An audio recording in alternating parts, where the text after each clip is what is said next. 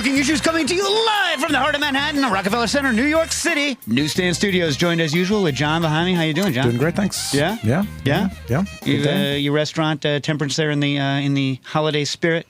Yeah, it's been very slow, though, I'll say. Like, Saturday was probably the slowest service I've ever had in my career working in restaurants. I wanted to gouge my eyeballs out. Yeah. I don't think, maybe people don't realize this who aren't in the industry. It's not just the money. We hate being bored. Yeah. You know? The kitchen's clean. Everything was prepped. Like, there's nothing else to do. Yeah, you know what they say. If you have time to lean, you're going to die. Yes. Rocking the panels, we have Joe Hazen. How you doing? I'm doing very well, man. Good to see everyone. Packed house. Yeah.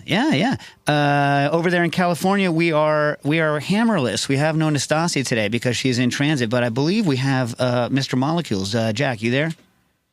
Yes, I am. What's good? How you doing? Everything good? Yeah, I'm getting ready to come east for the holidays, so. You sound super stoked.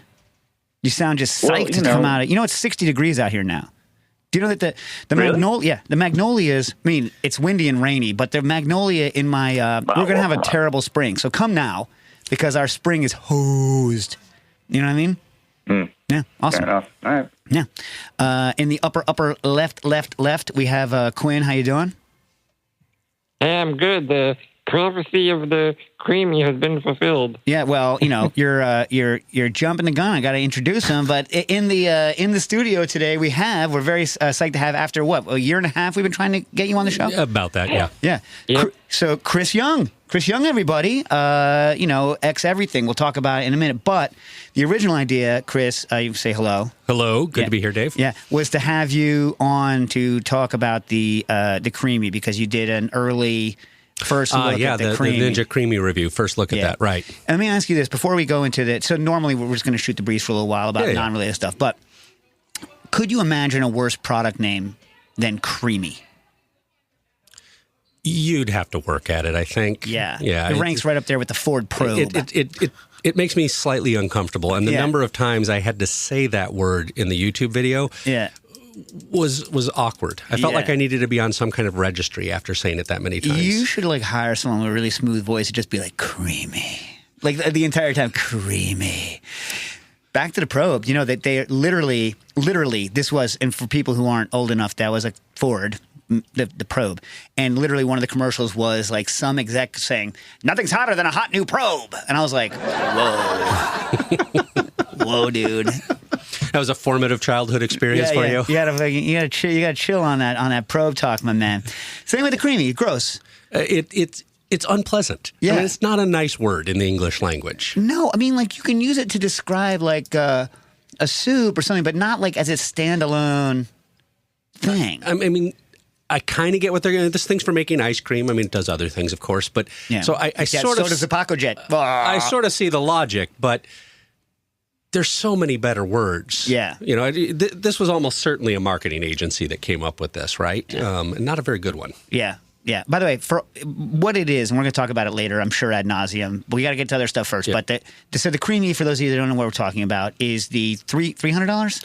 I think it's $250, often on sale around $200, but I think $299 is the retail. Oh yeah, but if you can get it for that's a substantial discount. $250, $200. That's a lot. Yeah, no, and they discount pretty regularly. I think I looked because people asked me. I think I paid $200 when I bought it on Amazon. Right. So Paco Jet, who is the original person, these Swiss weasels who came up with this idea of well, they bought the idea from an inventor, right? Right. But they were the company. Yes. Yeah. That made this. Where you feed a blade at a very measured rate into a completely frozen block and create ice cream texture aluminum. That's the theory. Yep. Yeah, of operation. Patent runs out. Yep. And Shark Ninja is like, our blender sucks. Let's try to make this other thing. I'm kidding. I'm not, though. I hate that blender. I mean, it's not that I hate it. It's just I don't like it. Let me put it this way. When I see one and they're like, this is the blender you're using, I'm like, oh, really? It's not a bad blender. It just doesn't do what I want to do. We need to come back to Shark Ninja after this because I agree with you, and yet they have changed. I have their vacuum. I have one of their vacuum cleaners. I think it's product to product. Yeah. I don't like. Is maybe the blender's better. Nothing irritates me. Isn't theirs the blender where you have to put the pitcher down one specific way for the thing to work? I don't have their blender, so I actually can't comment. Because why would I have a Vitamix? I don't need anything else, and that's what I've used in the restaurants. And I have the old school Vitamix with Of just the course you knobs. do. Because Of course you do. nobody needs a digital interface on your blender. No. And I don't want, And I don't want my blender recognizing anything. Don't recognize my picture. I know the picture I put on my... Your blender has DRM. Yeah, I know it. It's the worst. Comes with a subscription. So like literally I'm redoing the Liquid Intelligence and I'm still, even 10 years later, I'm like, get the Vitamix. Yeah. I'm like, don't get the Blendtec. It's got a fine motor. I don't like the picture. I don't like the interface. Like... The Blendtec is in the pantheon of blenders, the Blendtec is a completely reasonable blender, optimized for the pro market, the smoothie market, where they just want somebody running programs. That's right. The Vitamix is the workhorse of kitchens, and to be honest, Waring makes a completely reasonable one too. You could quibble. Okay. Everything else sucks. Yeah. Well, so for instance, like I was using a vacuum blender, right? So like a vacuum blender. Yeah, as you do. Yeah, well, so vacuum blending is the new thing among. So what's cool to me is that like a lot of new technology that is important to me, it actually comes by way of people who have health theories that I don't ascribe to. Mm-hmm. Right. One of them is that oxidation is going to kill all the vitamins in your food, and so you need to remove the oxygen from the blender, but it has other good benefits from a cook's perspective. I mean, not aerating your mix. I get the logic. Yeah. So, like, I'm always looking for people who believe things that I don't believe, who might make a piece of equipment that I would enjoy. Mm-hmm. So, this company Void makes a pitcher that thankfully fits on my Vitamix. Right, so I can use a vacuum pitcher on my Vitamix. Unfortunately, you have to swap the rubber. Oh, so you basically pull a vacuum on it first and then blend it. That's right. It's really just a lid. Okay. And a decent bearing. So, like, I've heard that the new Vitamix bearings are actually vacuum tight and that you can build your own lid. I attempted it back at WD-50 in the early aughts, and those bearings, especially after what Wiley was doing to those things, those bearings were not vacuum tight. And so you'd see oil and filth and just getting sucked up through the bearing. You don't even need to explain what's going on. The bearing grease. That's the secret sauce. Yeah. Because it's half anchovy grease and half packing grease. Anyway, so like, point being, like, so I still, I was rewriting the thing, and I had to write in it, that, I still use just a Vitamix. I wouldn't recommend any other blender. However, you have to be careful because even Vitamix now, they have all of these blenders with all of these programs and all of these things where they recognize what pitcher you're using. And just, two and they've got reduced cost ones to hit a Costco target, right? Like the one in Costco is cheaper because that's what you have to do to get into Costco, but it's not as good. I haven't used it, but like it's castrated a little bit. The nice thing about the Vitamix, and here's the other thing I had to write about because this company Void, I use their pitcher. They also sent me one of their bases, and it's powerful enough. That's not the thing. No low end. People don't think about. They only look at the top end speed of a blender, but a good kitchen blender needs a decent mixing low end. You know what I mean? Yeah, no, I actually spent some time with an engineer at a company I won't name who engineers blenders, and he showed me the torture test for a blender, because it's the hardest thing on the motor, is really low speed grinding peanuts for hours and hours. He's like, that will kill a blender faster than anything because the motor's not operating anywhere near its peak efficiency. Oh, yeah, it's terrible. So it's getting overheated, and you're putting it under a lot of load. This actually bears talking about, and because I'll say this, if you actually talk to the Vitamix people or to whoever your blender person was, what they really want you to do is ramp the speed up to infinity as fast as possible and then flick it into full high because it's actually most efficient at cooling itself when it's screaming like a demon. Because it's got to pull the air through, and it's using a fan blade attached to the same spindle, so they don't have independent cooling. So that is what they want to do, which is why the low and slow. Yeah, worst. Awful. Especially if it's bogging. If it's super, anytime it's bogging down, it's hurting. But if you're bogging it down at a lower speed, that's toast. Bogging, you're talking like air bubble cavitating the blades or pre-spending? No, I mean like literally like hogging into it like. Oh yeah, okay. So I used to do that with.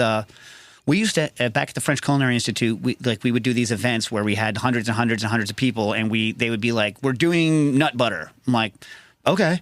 And so we just line up all the Vitamixes and boom, and we put them in hotel pans and just start pouring LN into the hotel pans to like cool them as they were going because they would be popping like flies. Because there's a thermal, by the way. If you overheat your Vitamix, there's a thermal in it that cuts and comes back in.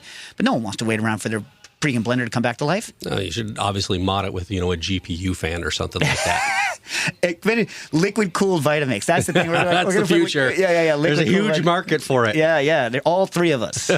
Yeah. That's another thing. People are like, why don't you build this? Because only 3 people want it. You know what I mean? Yeah. No, I very much know what you mean. Yeah. I need at least 4 people to want it. That's a special market. Yeah. Also, Booker and Dax's motto is that like we're just going to make it a little bit better. We're going to do a lot of work. We're going to make it a little bit better. Anyway, like marginally better. That was the cocktail cue. Remember that, John? Yep. Like makes every cocktail you make a little bit better. You could live without it. Marginal results, yeah. Yeah. Marginal results for 10 times the price. Yes. Well, no, but the cocktail cue was actually pretty cheap. Like, It was, I use, but like it's like a repeatable but marginal improvement. That's my. I don't know what this is. What is this? Oh, so years ago, it was brought to my attention. People said that you get better texture in a shaken cocktail when you use a big, like 2 1/4 or 2 inch ice cube instead of small stuff. And I was like, man, that's garbage. I don't believe you. And I ran the test, and sure enough, it's true. But it's just the shape of it's just having something big in the shaker makes I don't know why, but my theory is that it makes it zip around in the tin, and it like whips more air into it. So the little balls the little like cat toys don't do anything. You just want a big object in there. And you also want it to weigh roughly what ice weighs. Otherwise, it's not going to work, right? It's not going to feel right. It's not going to work right. So I patented it. So now you can buy this. Well, you can't because I don't sell it anymore, but this fake ice cube that has the same weight, as same density as ice. Well, you can keep this in like the freezer and then throw it in? Or? Oh, no, it doesn't chill. That's the other thing people don't understand. No, it's like you throw in crappy ice. Okay. And this. So like the reason it came about was because I was going to events, and I would order in advance of the event big ice cubes so that I could shake with them. First of all, never do shaken drinks at an event. It's just dumb. You know what I mean? It's just dumb. It's dumb. It's like when you're doing catering. What's the worst thing to do at a catering? What's the worst? Anything a la minute. Yeah.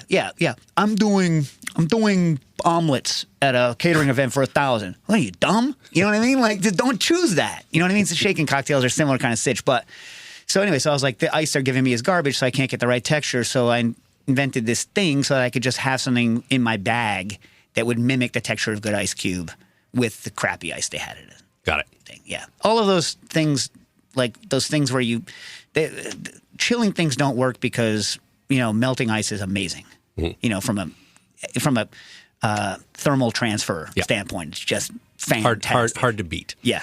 All right. So this is the section on the show, by the way, where we kind of almost skip past it. Does anyone have any interesting food experiences or semi-related experiences of the week? Anything? I went to Colomon the other weekend, which was really excellent spot run by Marcus Glocker. I was there on Friday night, and it was superb. Right? Yeah. Delicious. I am a fan of a solid schnitzel, and when somebody makes the point of calling it a Viennese style, they know what they're doing. Yep. It was great. 100%. Yeah. Highly recommend. I also like a schnitzel. Yeah. Yeah. But do you like yours puffed or not puffed? I like a little bit of puff, but the puff is the kind of crust lifting off, not. Well, so like first of all, like I'm huge. I like standard like kind of like bread / cracker crumb schnitzel stuff, not like any sort of modern or like panko or no. no, Oh that's God, tastes good. Yeah, not a schnitzel. Non-schnitzel. No, Yeah. I'm in agreement. And I have to say, do you are you guys purists on what it's fried in or no? No. I don't think I'd go. I don't think I'd go purist. I think that's an area where I'd probably use clarified butter, and I might be tempted to throw a little pork fat in there. Clary butter is nice. Yeah, expensive. Nice. Yeah, but like I don't mind when I like it. I don't want my schnitzel shattering. I want just the right texture on the schnitzel breading. But I love it. Big, fill your plate schnitzel. Yeah. I think that would be my one criticism. It was a nice sized portion, but I like sort of like the obscene. It's larger than your plate. Yeah. On a lemon to squeeze over Thin it. as heck. Some nice muslin over the lemon. Yeah. And a little bit of lingonberry jam. And, so like what kind of accompaniment? I really like a Jaeger schnitzel, like a little mushroom gravy with it. You like that stuff? Yeah, I can get on board with that. I think To me, I almost want do the little potatoes. I like a little salad? potato salad. I like the German cucumber salad. But I lived in Germany as an exchange student, so that's kind of a nostalgia thing for me. Yeah, schnitzel. Yeah. Dave, this place also was the place I texted you that had the full portfolio of those eau de vies. Oh, the carrot and yeah. all that stuff. Oh, yeah. I mean, his name just went out of my head. I can't remember his name. Oh, gosh. He sells through Skurnik. Yes. I like a little horseradish with mine. Yeah? Mm-hmm. You know who I love? Fresh grated or creamed? I like the cream, the Austrian style. Do you know that I raised a son who doesn't like horseradish? The hell's wrong with me? I was going to say, where did you go wrong in life? Many places, Chris. Hans Riesterbauer. Riesterbauer. Yeah, good products. Yeah, you're like, carrot eau de vie. Who needs carrot eau de vie? Turns out you do. Yep. Turns out it's you. Jack, you had some? What do you got? Yes, Daz and I went to this Korean place called Liga that does like oxbone soup, and it was very, very, very good. So anybody in the LA area, I highly recommend that. What was it called again? I'm a West Coaster, so I need to know. Bob. Okay. Oh, Liga. Liga. Leega. Yeah, Liga. Fantastic. What part of town is that in? Koreatown. Okay. All right. Always like to have another option there. Can't get into parks anymore. All right. No, truly. Did I do anything? I made another acid adjust. We got to come up with a term for these fake key lime pies, these non-key lime pies. But I made another one, cranberry this time. Real good. Real good. I cheated. I added a little bit of red food coloring. Does that make me a terrible person or a smart person? Well, you were going to do that with the pomegranate too, weren't you? Yeah, pomegranate came out gray. Nobody wants gray. Came out gray? Well, like I was just using pomegranate. So the theory of operation here is you adjust the juice. You don't use lime juice at all, and you adjust the acidity of whatever juice you use up to key lime, which is not 6. It's closer to 7. And then you would account for any extra sugar. Pomegranate has a bunch of sugar. Cranberry doesn't. Has some, but not as much as pomegranate. Mm-hmm. And so then you make your key lime pie that way. So usually when I'm doing it, I go like, you know how – so per can of sweetened condensed milk, like a lot of key lime pie recipes are a 2-yolk recipe. Mm-hmm. I prefer a 3-yolk recipe because it allows me to still get a good set when I use a little more juice, if that makes sense. Because like, especially if you have something like pomegranate that has more sugar in it, if you want to add the same amount of actual juice and then sugar, you're adding more sugar to it, so you need to add even more acid. So I like a little extra yolk in there. That's all I'm going to say. I'm a 3-yolk fella. All right. Yeah. Anyway, so I did cranberry this time. Real good. This is a great technique. I forget who wrote in about it, but like they deserve some sort of medal or prize for best idea of the year. Because like I've done passion fruit, I've done pomegranate, I've done cranberry, and everyone loves it. One thing I'll say about this, your standard key lime pie recipe, I guarantee you, whoever writes them is lying. I guarantee you, if you look up Joe Stonecrab's recipe, there's no salt in the mix. You know they add salt. You know they add salt. What kind of moron doesn't add salt? You know what I'm saying? I know some French chefs who would disagree, but you know. Like I said, what kind of moron doesn't add salt? You know what I mean? Here you go there. Zing. No, but you know, come on. The French salt their creme anglaise. They're not dumb. Yeah. You know what I mean? That's one of those things that I think they're like, you know, we're not going to tell them about the salt. We're just going to add it. I'm just not going to get involved and do an international incident here over salted, not salted. But come on, would you make a pie filling without salt? Personally, no. I like some salt. Yes, of course, because that's the way my kidneys work. Yeah, it's intended to do that. I mean, if you can't have the salt, great, fine. You know what I mean? Yeah. But you know, come on, dude. Also, like graham cracker crust needs a little salt. You know, if you use unsalted butter, which everyone says you should, but I don't. I've switched to salted butter. Me too. It's better. Hey, guess what, people? They add the right amount of salt to the butter. It's delicious. It tastes really good. Here's another secret. Just buy fresh salted butter. Everyone's like, "Oh, salted butter. Salt is there to you know, hide the spoilage." No, I don't buy spoiled butter. I just buy good salted butter. Suck it. You know what I mean? Look, you've somehow convinced a very large fraction of the American population that salt is an evil. You know, and we will eventually recover from this in the way we're sort of coming back from, hey, maybe this low fat wasn't such a good idea, but, you know, it'll take 20 years. Yeah, salt. Well, some people can't have salt. Yeah, but that's like 2% of the population. Right, and they shouldn't. Right. But if you're that person, you know it. So don't eat salt. You should know. You would hope. You would hope for their sake that they do. Anyways, so the other thing I did that cheated was I did add some citrus zest to it, even though it was not a citrus pie. I added some zest. It's being fancy that way. I love zest. A little green zest, contrasts nicely with the red. It's very Christmas of you, very festive. Oh my God, I go through so much zest when I do Christmas cookies. So much zest. It's like I'm just like microplaning. Like I don't eat this many oranges and lemons normally. I don't know what I'm going to do. I want to believe your apartment's like filled with citrus trees, and that's your other hobby. Don't I wish? Imagine you're hand pollinating the flowers every winter. I would have to have only grow lights because we live on the 4th floor in a 20-story building, and we get about as much light as we get here in the studio. You know what I mean? So, like, you know who used to grow, like, hothouse citrus is Alex and Aki. I don't know if they still do it, but they had, like, a bunch of yuzu and, I think, some sudachi trees that they would bring in and out. This is, like, in Pennsylvania, right? Yeah. Yeah, they had, like, they're landed gentry. Yeah.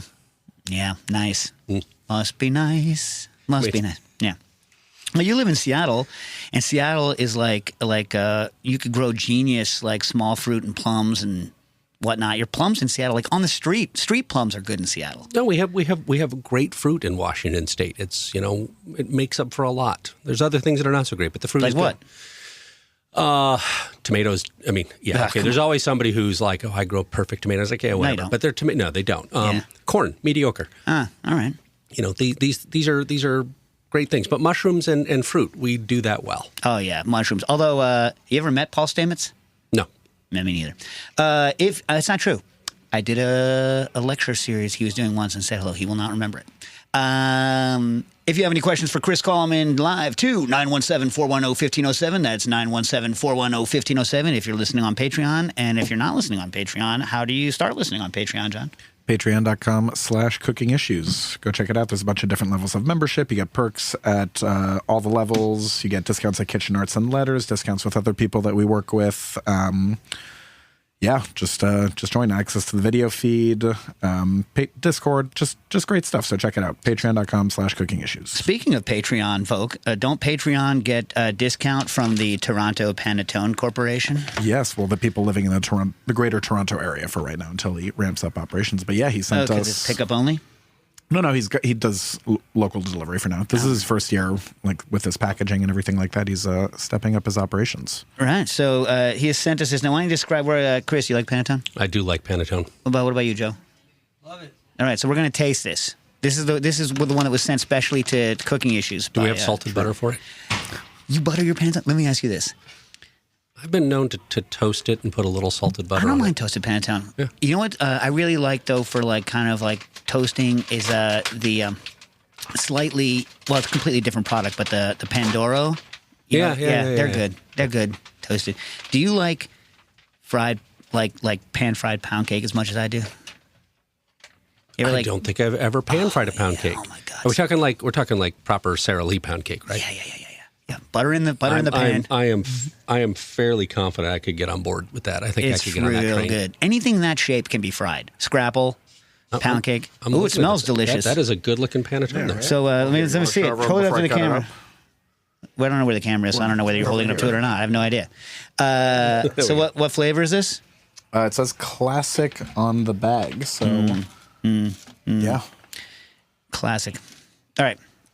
Candied orange peel, raisins, white chocolate seem to be distinguishing things there. All right. So why don't you cut this open while I talk to Chris about other stuff, and then we'll taste that. But if you were a Patreon member, you could get a discount on that. But if you're not, you can go and listen to us eat it. Yeah, listen to us eat it. Yeah, we're going to have some anti-ASMR eating stuff.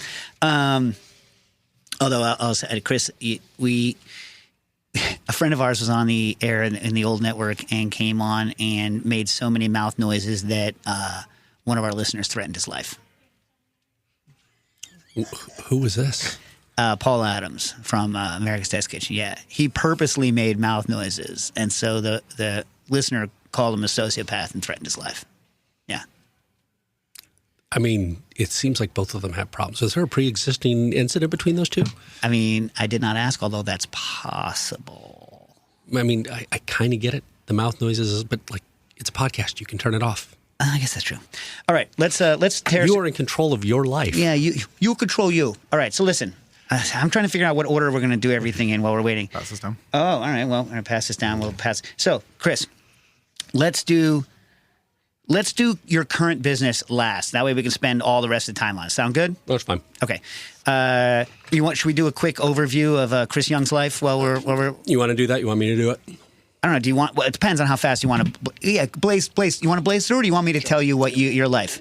Ask me a question. Right, so I first met you when in the early aughts when you were still at Fat Duck. Harold connected. Yeah, Harold McGee. So you were. What was your title there? Research. Head development chef. Head development chef, and so like all those famous like Sounds of the Sea and all that stuff. You were involved in all of that, McGill, right? Or you were around that time? I was around that time. Kyle Connaughton, who now runs the amazing restaurant Single Thread, he was actually the lead on Sound of the Sea. But Hot and Cold Tea. Oh, famous a bunch one. Of other ones. Yeah. You know that Johnny Azzini made me build a special syringe to do a up, down, hot, cold prep for him based on that? I mean, it doesn't surprise me that you would do that. Yeah. And that you would do that kind of thing. Well, that was my job at the time. That's right. Anyway, so then after you deduct, unduct, I don't know if anyone's heard of this cookbook, Modernist Cuisine. Doorstop. Have you heard of this thing? Unfamiliar. Unfamiliar with it? Yeah. So when Nathan said, "I'm going to do this," I think he approached you at the Fat Duck, right? I'll do the quick run through here All just right. to make this easy. Yeah. So I was at the Fat Duck for 5-ish years, a little over, depending on exactly when I count, because I was involved in writing the book after I left. But did the Fat Duck. And Nathan was a friend. I was from Seattle. Nathan had been a guest of the Fat Duck. I remember, I think I told him a theory he was peddling on eGullet was a bunch of garbage, and we struck up a friendship. So I sent him a courtesy email when I was leaving the Fat Duck saying, hey, new email address if you want to stay in touch going forward. And he sent me an email saying, hey, crazy idea. Why don't you come write a book with me? And I had the hardship interview. I spent the weekend on his boat and, went to El Buoy together. And we basically put together the outline that became that book. And I think the plan was it was going to be a year and a half project. 5 years later, high water mark, I think we had 38 people working on that book. And so, I did that. Question. No matter how big your boat is, his boat's always a little bit bigger. Am I right? It's a pretty big boat. So, yeah. It was very nice. Yeah. Were you on that boat with him when they were doing I forget, it was some stupid, expensive wine in the blender? He did do it on that trip. I don't know if that was the first time, but he had, who was the winemaker? Famous Spanish winemaker whose name is escaping me, but Nathan brought out the blender, brought out his wine, blended it, served it to him, and I just remember this winemaker getting on his phone and screaming in Spanish, "Blender, blender!" Just thought it was the coolest thing. That was I think the first time I saw that little party trick. Yeah, yeah. Do you still believe that there is no difference that steam combi confit with no fat is identical to fat confit? I think you need to have fat on the surface of the meat. But if I steam it and have anointed in a layer of fat, I think that's largely, I don't think you'd be able to pick out a difference in a triangle test. This is the kind of thing where you're going to get people having violent reactions. But my answer is well, do a triangle test and settle it. We did one for Modernist, and nobody could pick up a difference. And you can sit there and say, well, your palate is shit, and Nathan's palate is shit. But it's a bunch of us tried. And, I'm just asking whether you still... I still believe it because I don't ascribe magical properties like Alice Waters does to confit. Yeah. Well, I mean, old school confit duck is so delicious. I don't care whether it's magic or not. Delicious product. You can maybe make it other ways, but it's delicious product. It is magically tasting. I think it's delicious. I think crisp. Look, I would. This is the time of year when I would love some duck confit. Do you prefer modern undersalted confit or old school? No, I like old school. Yeah. Come on. You know why? Tastes good. It tastes because salt. We've covered this. Salt is delicious. Salted butter, salted confit. And it's not supposed to be hyper juicy. It's supposed to be confit. I don't know if people realize that not everything has to be the same thing. Not all the things have to be the same thing. No, it is that I don't want it super juicy. Right. I want some chew to it. Yeah.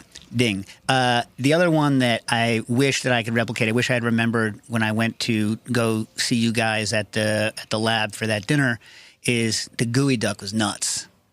Had you not had gooey duck before? Was that the first time? I had it a bunch of times, but not cooked that way. Not made into pasta and put in a CVAP. Yeah. It was real good. I'd only had it. I mean, so good you missed your flight over it, as I recall. Ah, jeez, that's true. Every time that I've I think ever you slept at the airport. I did. wow. Oh man, if you've never slept at SeaTac, don't do it. I was actually there in time, but your silly little Mine. whatever. I mean, you built it. No, I'm just kidding. So most of the time I've had gooey duck is just the thing where you quick blanch it, rip off the condom, and then slice it real thin. You know what I mean? But what was your procedure on that again? I don't even remember how that was prepared at that You didn't dinner. think it was real good? I mean, I know it was cooked. It was either done in the CVAP or it was done sous vide. Either way can work, but it was cooked really low and slow for a fairly long time, so that we could sheet it out, and you could. It was much more pliable, and you could do all sorts of but things not with it. mushy. No, but there, it's not pure collagen, right? So you're never going to fully lose that snap when you cook it down. I'm going to go ahead and say this tastes good. Yeah, This is very delicious. I'm Yeah. trying not to chew into the microphone, but this is tasty. John, can you listen? You know what? We would be remiss. Can you hold up to the camera for the Patreon folk? All people care about. People don't even actually care how a panettone tastes now. They just want to see the crumb on Instagram. That's how stupid we've become as a culture. That's how dumb we are. That we don't even use our mouth anymore. We just use our phone cameras. Visual, yeah. You know what I mean? So put that up on the what's it called? All right. So then, you and basically you and who else went from Modernist to chef? So you, Grant. Yeah, so Grant Crilly, who was a development chef at Modernist, Ryan Matthew Smith, who was the principal photographer for Modernist Cuisine. Three of us basically said, hey, this is 2012, not 2008 anymore.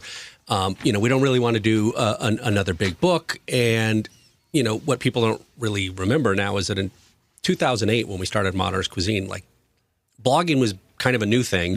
YouTube wasn't a thing yet. And all of a sudden by 2012, when the book was done and we'd finished the press tours, a couple guys with a Canon 5D Mark II could create some pretty cool cooking videos, throw them up on YouTube for free and build an audience. So we started Chef Steps in 2012. Back 1 second. Why would Nathan never say how much the book costs? What was the reason to not say what the book costs? To this day, still won't say what the book costs. I don't really know what the answer is to that. I mean, I have an idea of what the book cost. I'm not going to ask you what it is because if he doesn't want it, whatever, it doesn't matter. I'm just curious why that was such a big thing, why that was a issue. I mean, you talked about how many pounds of ink it was in it. No, he loved talking about all those things. Hard to predict. I don't know. There was nothing nefarious about it. I think he just wasn't comfortable sharing how much he might have invested in that. But he's built it into he's built Modernist Cuisine into a, he's done subsequent books. He's built a publisher around it. It's a successful business in its own right, and he invested very, very heavily to do it. I can't think of another, having been involved in some high production cookbooks, this was off the charts. And while I think Modernist Cuisine was financially very successful, I don't think he really wanted to share how much he personally had invested to do it. And it's not just creating the book. Remember, he had to, he published it as well. So he had to front all the costs for printing books, and it's an expensive book to make. So I think it may just be he doesn't really want to talk about the money because he's a wealthy individual, and that's private. Okay. Yeah. Just curious. Yeah. All right. So then at Chef Steps, so the interesting thing about Chef Steps is you go from content creation to actual hardware manufacturing, which is kind of an interesting route. Yeah. So I don't know if you want to say anything about that or. I mean, and the basic idea of it was, so first off, Gabe Newell was the financial backer and the only backer for Chef Steps.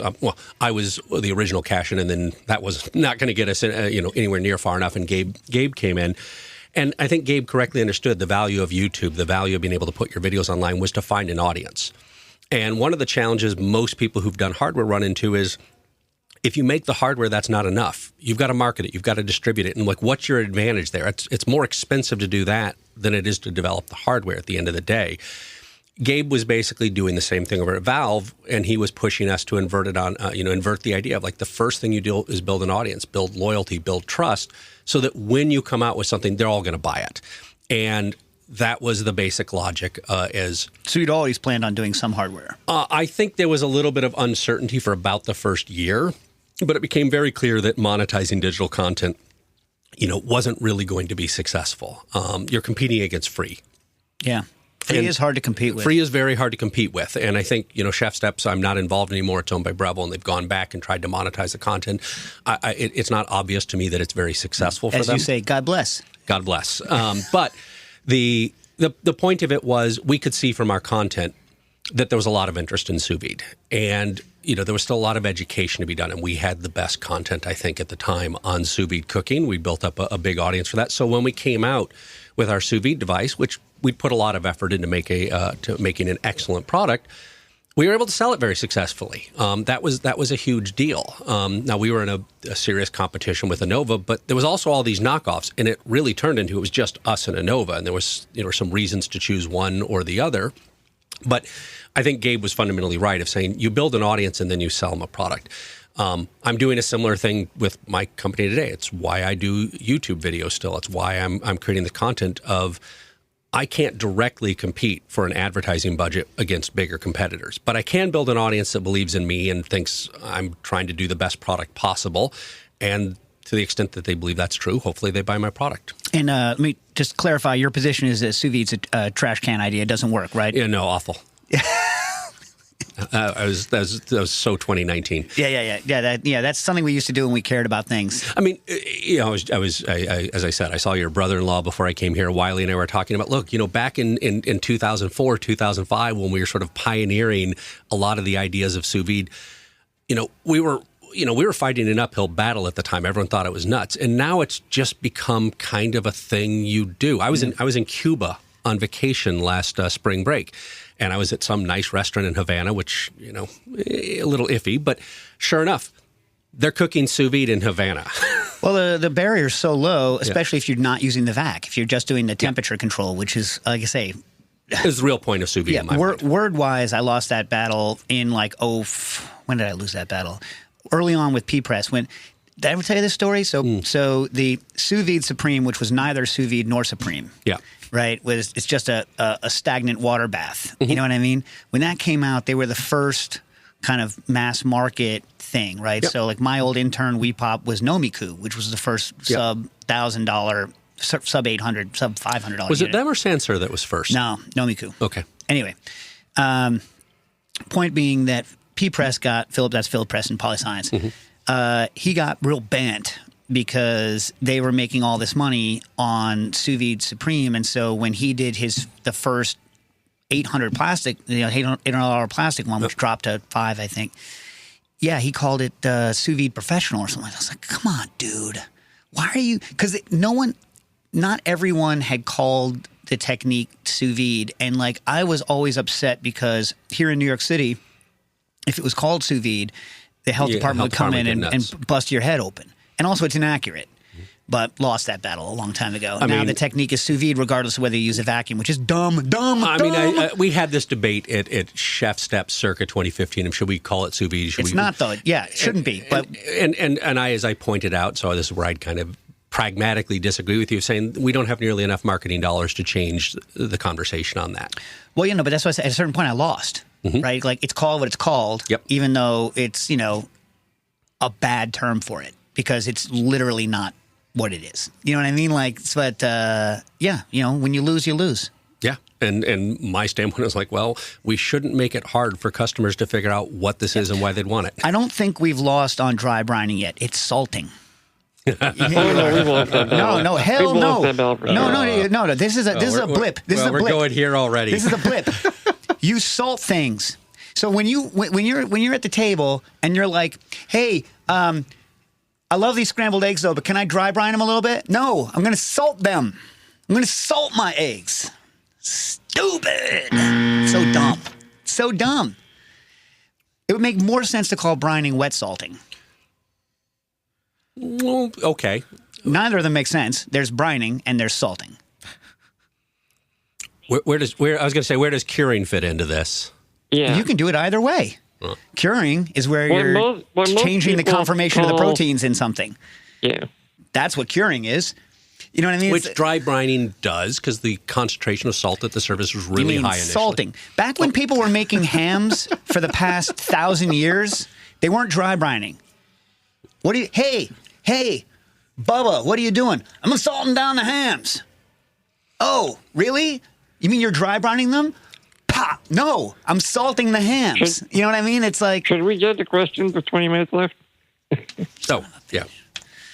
Salt.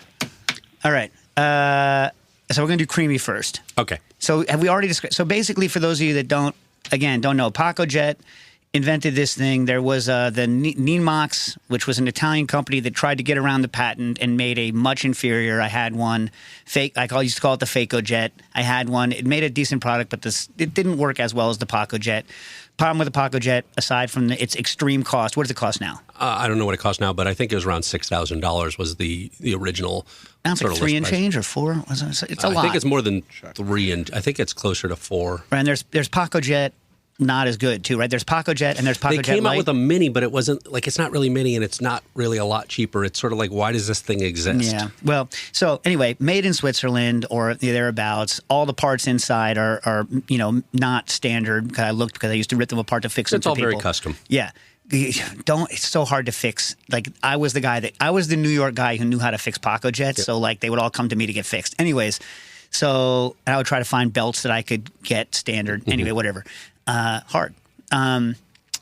So it comes out, and then when their patent runs out, we now have a $300 unit that purports to do the same thing.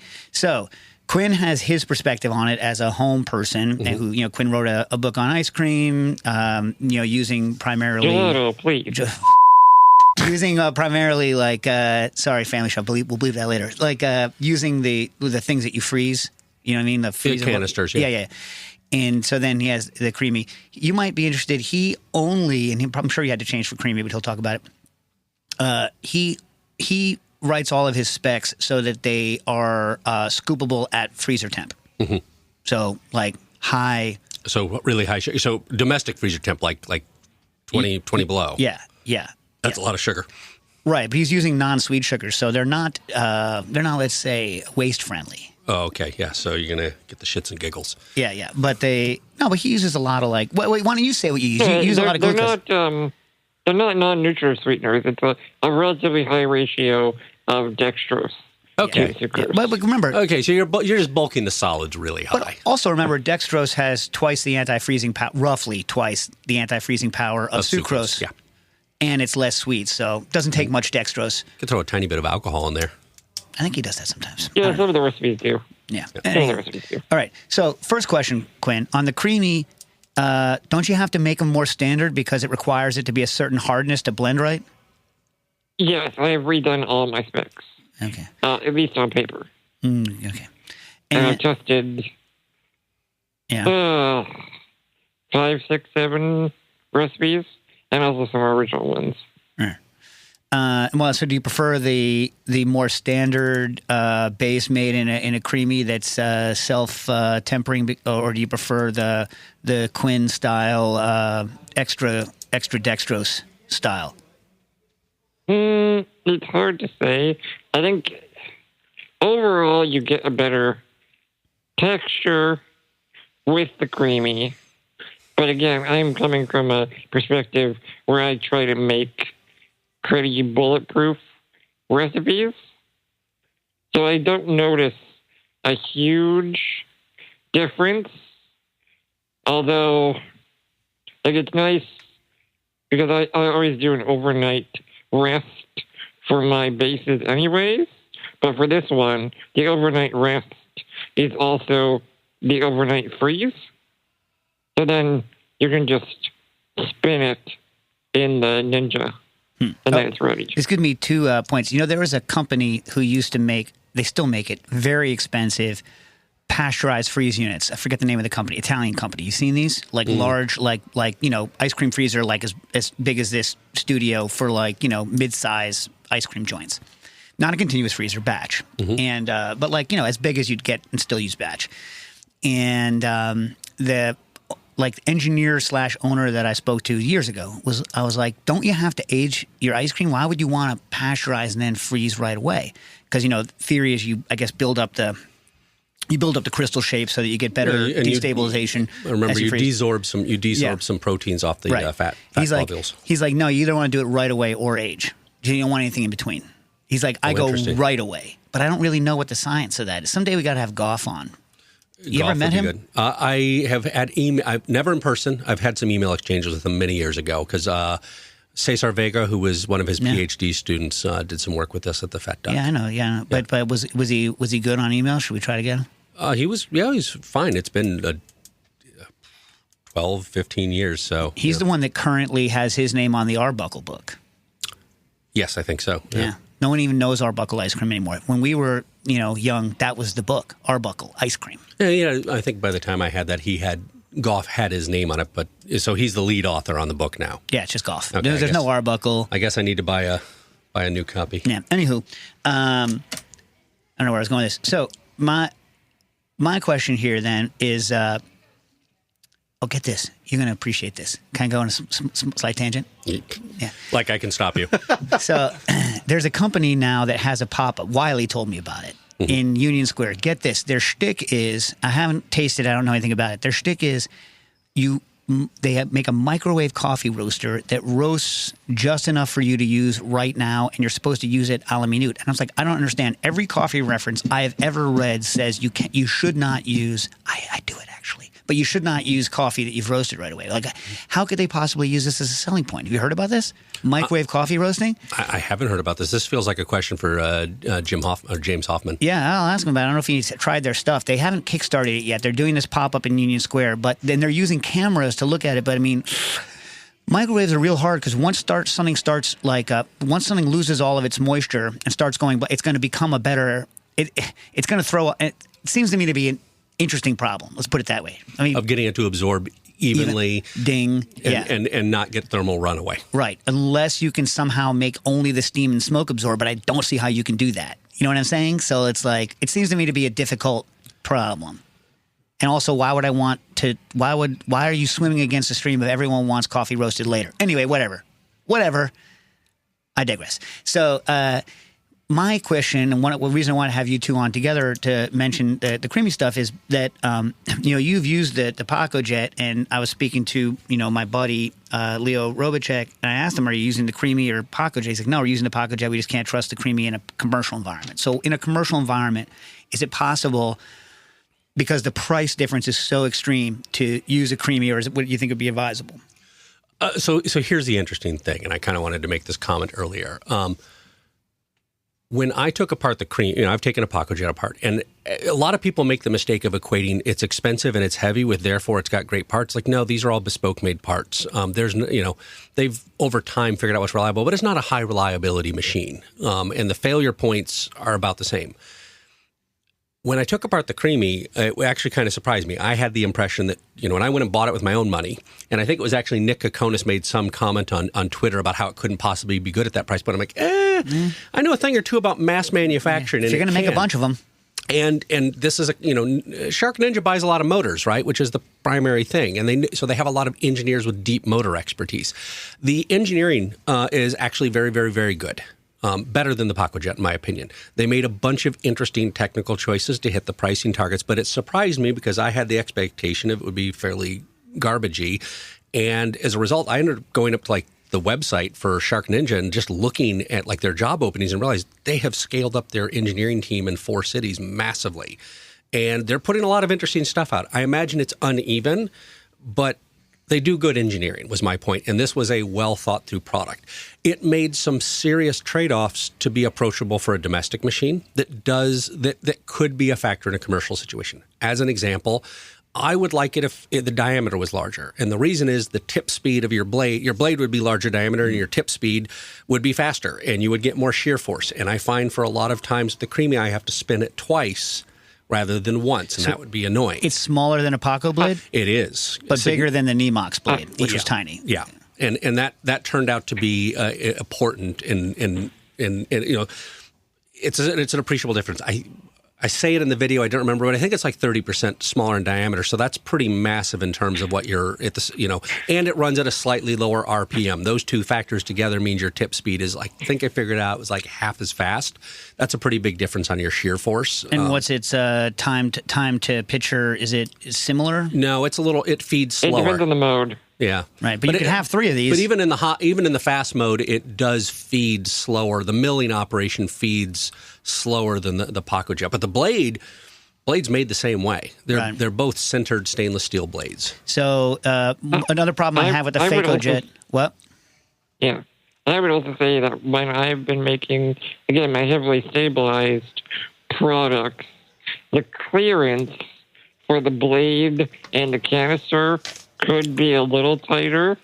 I get a very thin cylinder and the very bottom of the container, sometimes basically unprocessed. Yeah. Yeah, that I find, one, the tip speed makes a big difference there. If the blade tip was moving faster, it would rip that material away from the surface. But the other issue is because it's a plastic container, and these are injection molded, they have draft in them. So they're angled. They're not straight-sided like the PacoJet ones are, which means the clearance of the blade at the top is large relative to the clearance at the bottom because there's an angle to the The FacoJet also had a problem like that, and it was also plastic. Do they make an upgrade stainless that you can... They not that I'm aware of. I did see that they have a new version of it out with a different form factor, and the thing inserts kind of at an angle. I haven't tried it, but... By the way, if you're new and you're working at a professional restaurant and you see something that looks like a Bain Marie and it's got 3 dimples in the bottom, that's not a Bain Marie. Don't touch it. Canister. Don't touch it. Don't dent it. Yeah. So I think I'd say this. Look, I bought mine, I think, for around $200. They go on sale all the time. PacoJets are really expensive. I can put them on subscribe and save with Amazon. I don't care if I'm going through 1 or 2 a week. But here's the thing. The motor's not going to... They did a bunch of interesting things where they separated the drive motor from to use a gearing system and a low-cost DC motor from that advances That's the blade. That's the way it should be done nowadays. That is exactly the way. They optimize the motor for different jobs, whereas PacoJet has some very complex gearing and clutch system. Which is a bad idea, and it breaks. And it breaks a lot. So I kind of look at this and go, the Ninja is very unlikely to break in a commercial environment. It is inconvenient in that it doesn't process as fast. You sometimes have to spin it twice to get the servable texture. Can you live with these? Well, if you can't, if you're a Linea, you should have a PacoJet. Probably more than one because they break and you need a backup. If you're a restaurant where you're like, hey, we're going to use this occasionally, it'd be a nice to have. Then get 2 of them. Then get 2 of these. Get 3 of them. It's not going to break you. All right. Let's see. We have some specific questions, but then we got to get into thermometers. Question from William Sabados. I've been thinking about trying to make creamy versions of aperitif sorbets, Negroni or Amaro based.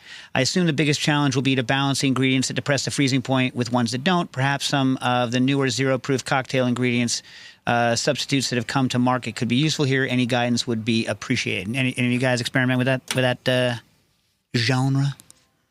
Yeah, again, honestly, if you want alcohol, to use the original ingredients, I basically would not use the creamy. I would use a conventional churn.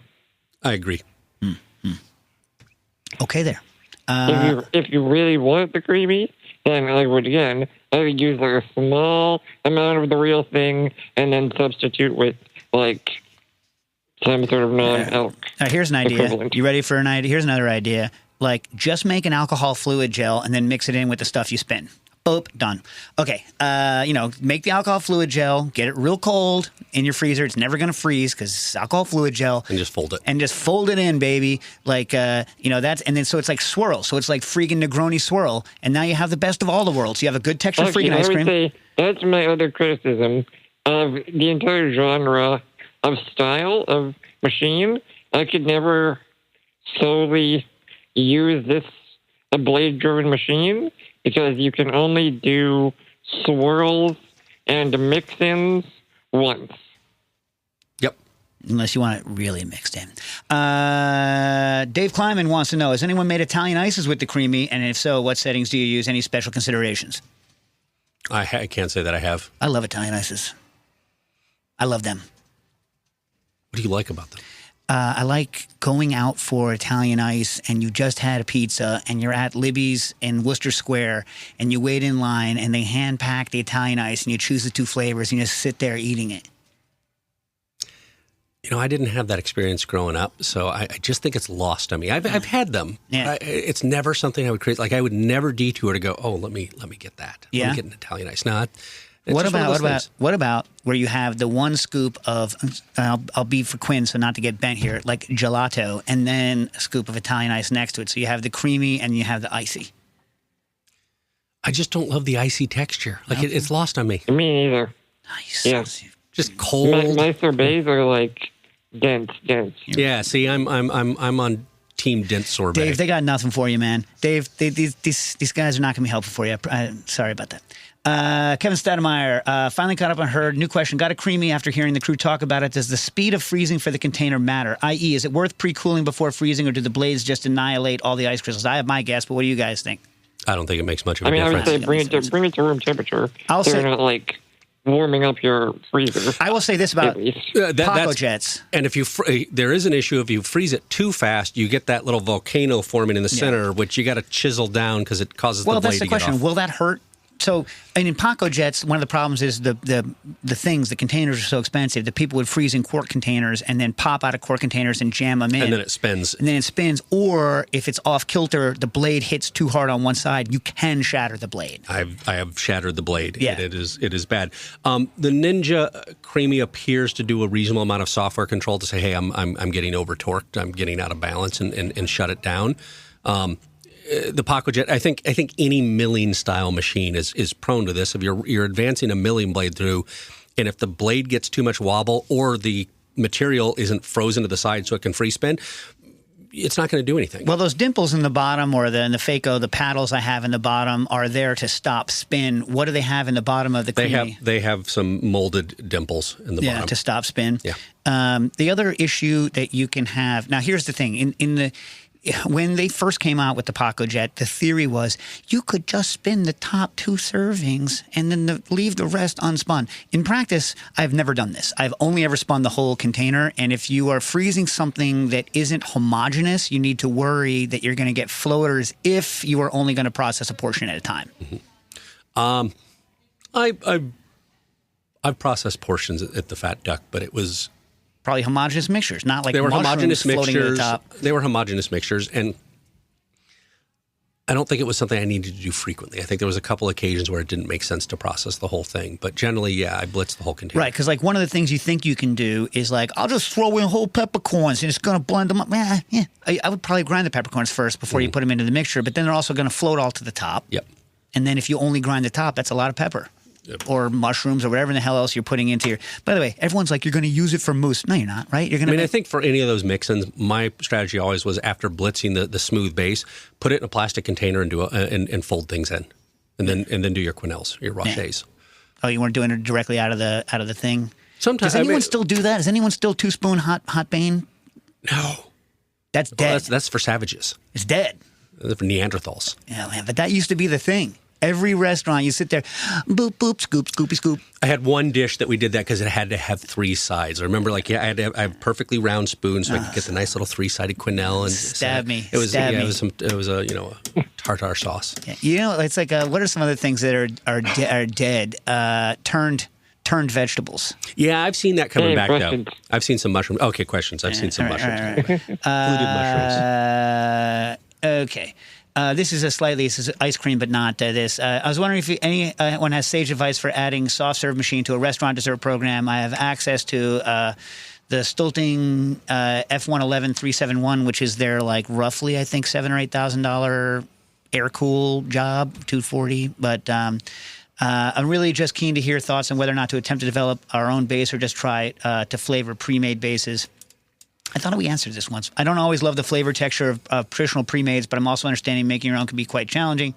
Any book or human you suggest for a resource? Anything you Ice Cream by Goff has a section on stabilizing soft serve mixes, and I think that is the challenge of getting. They really need to be homogenized.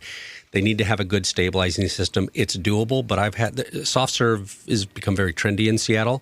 I've had a lot of house-made soft serve mixes that just melt. I think, one of the things that's nice about it needs to stand up, it needs to stay dry, it needs to not piss all over the cone.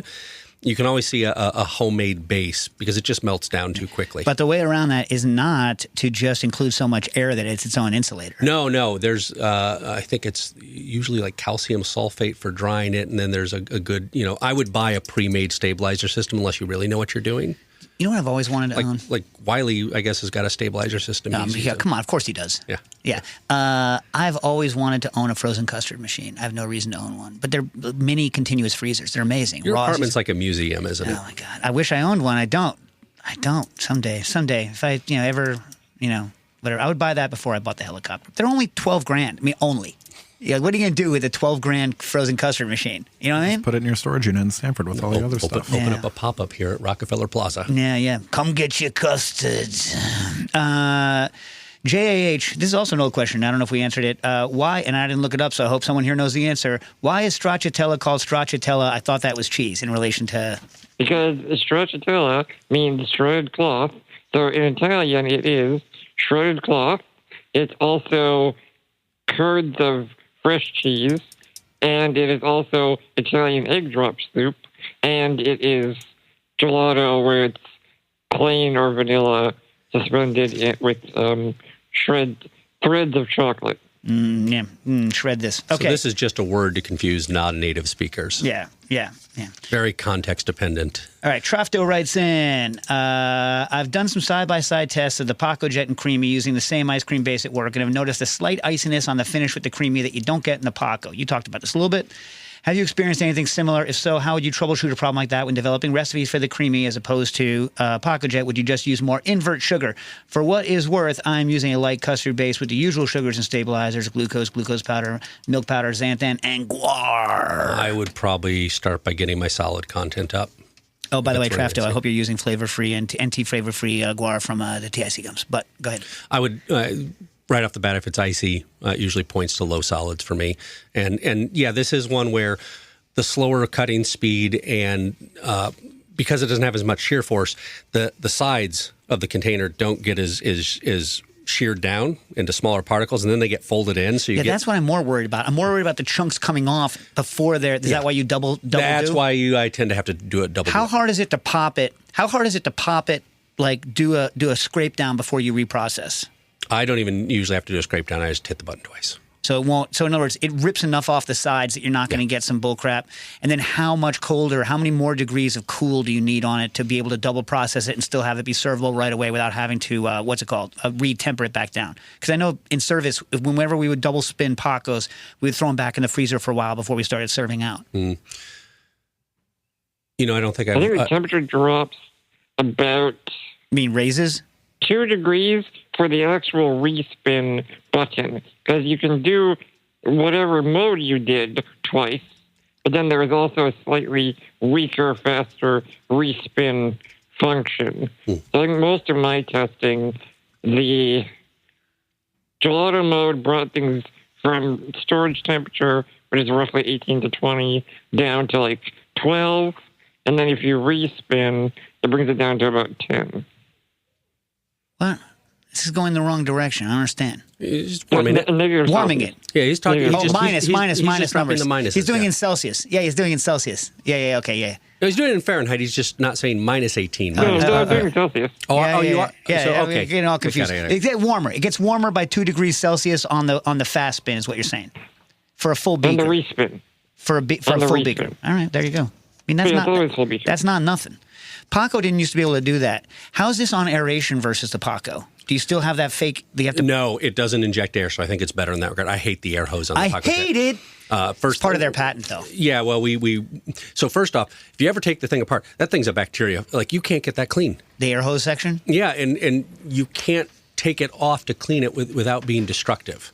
It is not serviceable without a destruction of a part. Everyone I know used to just jam a bamboo skewer in and snap the skewer off. Oh no! When I bought one Paco Jet off eBay for that video, and there was tons of shit up in that tube. I'm like, oh, we're blowing through. Like this is vile. Yeah. So that hose came right off because that's just a bacterial trap. I think it's a terrible idea. Nobody should use that on their Paco Jet. And you've been using it on the Creamy, and you didn't need it. Creamy doesn't inject air, and I never liked that moussey, fluffy texture that you get from air injection. Is it a sealed top the way the Paco is, other than that air hole? I mean, it's not a hermetic seal, but you're just milling down, so there's not a lot of air entrainment action. Right, because if you read the Paco patent, there's a lot about that crap in it. Yeah. That was key, and I think it's worth waste of time. All right, so if we have time, which we will not, have you ever used a water fryer? No. Okay, then I'll save it for later then. Okay. All right. If you had used one, you've heard about them though, right? I've always wanted to try one. Describe what you're talking about. So what they do is they have an extra deep cold zone so that yes, Japanese thing, and they have an ad where there's a goldfish swimming around eating the floaty bits that fall down. Yeah, so like someone's like, why does it work? Well, it works if it works. I've always wanted to try one. If it works, it's because the cold zone is big enough so that the water portion is never in the higher than boiling point section. That is how it works. Yep. And if the water were to get to that section, you'd be in deep trouble. you know what I mean? But it's not. So there you go. Yeah. Anyway, all right. So let's talk about combustion engineering. Your new project. The reason we want to have on. We only have 4 minutes to talk about it, but. Right. So I use this thing. It's awesome. So you want to give the quick pitch of what we're doing here, what it is. And by the way, this is the new charger. If you have the old one, you need to get the new charger. You want to talk about what this is? So it's a wireless thermometer. It's the thinnest on the market. We think it's got. That's the cell, thinnest on the market. I'm getting there, Dave. Right. I'm getting there. So the big differentiator is 8 temperature sensors. So we measure the temperature everywhere because you care about the temperature more than just at the center of your food because you eat more than just the center of your food. I don't, but yes. Oh, you throw everything else away. Yeah. All right. Well, I cut all the flavor off in just the center. You do you. Yeah. So the basic idea is. We're measuring the temperature everywhere. We let you see the temperature everywhere, at the surface and the core, everywhere in between. We use all that to feed into our physics engine. We're actually building a full simulation of the food in software on the probe that lets us predict when the food will be done. We are working on being able to predict carryover and barbecue stall because we are starting to build in the ability to look at water migration and evaporation in our physics model. The other cool thing we do is because we're measuring the temperature everywhere and we have a lot of processor in that probe, now we're being able to track how much time you've spent at safe cooking temperatures. We're tracking the total pasteurization. So we can tell you when you've achieved a 6.5 log or a 7 log reduction if that's important to you so that you can have juicy chicken or pork chops that aren't cooked to 165 but are still meeting the USDA, FDA level. Now, before we got on air, we were talking about this. And what's interesting, you say, so one of the things that's nice is because it's your company and you are somebody that likes to have control of the products, you give people eventually the ability to actually see things that they find interesting, even if they are not the typical user. And this is one of the things I really enjoy. We have an open API. We have a lot of people creating cool stuff with this. Yeah, and so this has how many sensors on it again? 8. Right, so here's the interesting thing, right? The actual thinking is not buried in the head where you think it is. The thinking is buried where there's going to be moisture. Yeah, we have there's about a 1.5 inch, 50 millimeter. Sorry, it's a little more than 1.5 inch. 50 millimeter zone where we've got the battery. We have we have a full-fledged ARM coprocessor in there, and that's where it's doing all the thinking. And we rely on being inserted in the food and the food having enough water to keep it below the boiling point of water. Although I had to say, so it says all over it, and I haven't tried to abuse it. Do not, make sure that that's always inserted in food because that's the one way to kill it, right? If you get it too hot, you can eventually fry the electronics. Yeah, but I got it up. Get this, dude. I was doing baked potatoes. Yep. So you know how like in a baked potato, if you overcrowd your oven, it's kind of unpredictable how long it's going to take to cook. So I was like, I did what I normally do. I wash them, oil them, salt them, jab them, and I went boop. And you just the nice thing about this is you just shove it wherever, and as long as it's sharp. As long as you hit anywhere near the center, you're good. Yeah. But the potato that I chose split a little bit, and so it got hot into the area of the probe, and it made it up to like hotter than it should have. The probe was fine. Yeah, no, there's margins of safety built in there. I'm not saying to abuse it. We obviously rate it for 300 Celsius in the upper half, 575 Fahrenheit roughly. There's a margin of safety on that, right? Because flare-ups happen. Same with the battery and everything. But now I know people like to have wires on their thermometer because they love wires coming out of their oven. But why did you decide that not to have the wires that everybody loves? No, it's amazing. I'm kidding. It's like you shove this in and you can walk away from it. Yep. And sucker works. Listen. So that's the other thing is we made it really easy to connect, right? Usually you have to go through this pairing process. You have to get an app. You don't have to do any of that. There's a kitchen timer. If you don't want there is a cool app. But if you don't give a crap about any of that, you can just use the kitchen timer and it connects out of the box 1 second. No hassle. And, stick it to your fridge or whatever. Which is what I do. I have it on my fridge. So